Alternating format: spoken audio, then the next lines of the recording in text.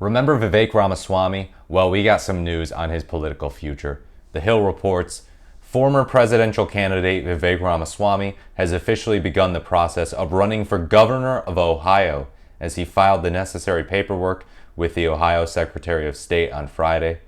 Ramaswamy's campaign filed the designation of treasurer form, which must be filed before a candidate's campaign or political party makes any expenditures or receives any contributions. A formal registration has been submitted for Ramaswamy's political committee using the name Vivek Ramaswamy for Ohio. Although the filing doesn't directly state a gubernatorial run, Ramaswamy has been strongly suggesting he will run for governor of Ohio in the 2026 election. This development comes about a month after Ramaswamy's exit from President Trump's Department of Government Efficiency, DOGE. Yeah, he was supposed to be the other guy along with Elon, but it's like, nope, now it's just Elon. Ramaswamy's high profile from his 2024 presidential run has made him well known, and a recent poll suggests Ohio Republicans would support him in a 2026 election. Ramaswamy has never won an election as a candidate, nor does he have experience serving in elected office. That's not going to stop him. But he has received notable endorsements from Ohio Treasurer Robert Sprague, along with Senators Rick Scott from Florida and Marsha Blackburn from Tennessee.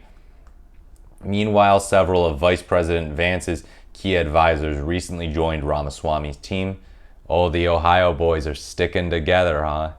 Which may indicate a possible endorsement from Vance or Trump.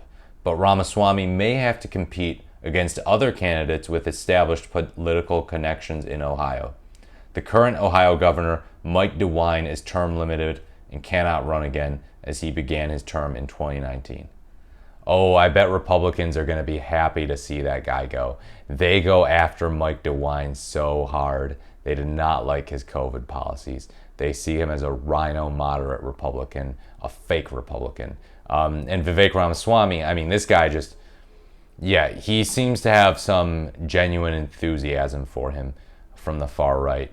Believe it or not, I did hear some people on the hard right, though, criticizing him and calling him a leftist and a Democrat over his stance on H-1B visas. If you recall, he and Elon Musk took a lot of flack for their stance on H-1B visas, that they support it for Indians who are coming to work in the STEM field in the United States. The far right, MAGA, and white supremacists were absolutely livid. They were saying that those jobs should go to Americans. And yeah, it was not a good look for them. And then Trump sided with them over his base, his angry base that wanted those jobs to go to Americans. But yeah, Vivek Ramaswamy, and yeah, he tweeted something that pissed a lot of people off too during all that, kind of attacking American culture. So I think he's still going to be in the good graces of MAGA and the far right, though. He advances a lot of far right talking points. For example, he has said the climate agenda is a hoax. Like, what does he even mean by that? Like, climate change is a hoax. The plan to stop climate change is a hoax. He has said that people under 25 should be required to pass a civics test or serve in the military in order to vote. You talk about stuff that's going to be alienating to young voters. But a lot of people didn't really see him as having a chance anyhow in the 2024 election. He was way too sympathetic to Trump, and people were even wondering, dude, why are you even running if you love Donald Trump so much? You say he's the best president of the 21st century. You pretty much never say if there's anything that he did wrong whatsoever. Why are you still in this? It's still kind of a mystery. He's kind of just a weirdo. You know, he was one of the more far-right ones alongside Ron DeSantis and Donald Trump, Nikki Haley, Mike Pence, and Chris Christie being some of the more moderate types. But yeah, he does kind of smell like a grifter. He kind of does.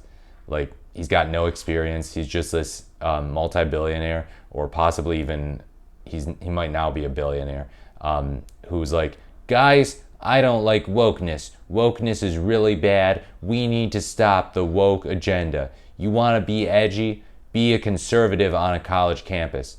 I remember he said that too.